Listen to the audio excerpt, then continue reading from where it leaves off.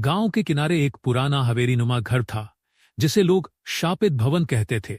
कहा जाता था कि वहां एक भयानक ब्रह्म राक्षस का वास था, जो आत्माओं को निगल जाता था।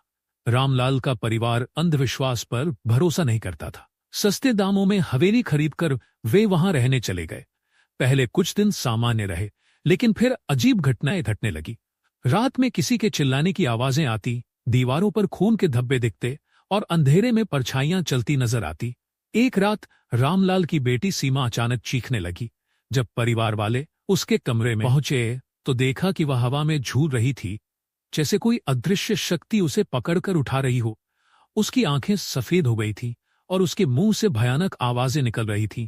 डर के मारे पूरा परिवार भागने लगा, लेकिन दरवाजे अपने आप बंद हो गए। तभी एक विशाल, डरावना ब्रह्म राक्षस प्रकट हुआ।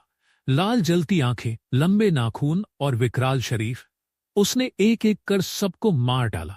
उनकी चीखें हवेली में गूंजती रहीं, लेकिन कोई उन्हें बचाने नहीं आया। अगली सुबह पड़ोसियों ने देखा कि हवेली फिर से वीरान थी। रामलाल के पूरे परिवार का नामो निशान मिट चुका था। गांव वालों ने हवेली को और भी डर से देखना शुरू कर दिया, क्योंकि अब वहां एक और आत्मा जुड़ चुकी थी, रामलाल और उसके परिवार की।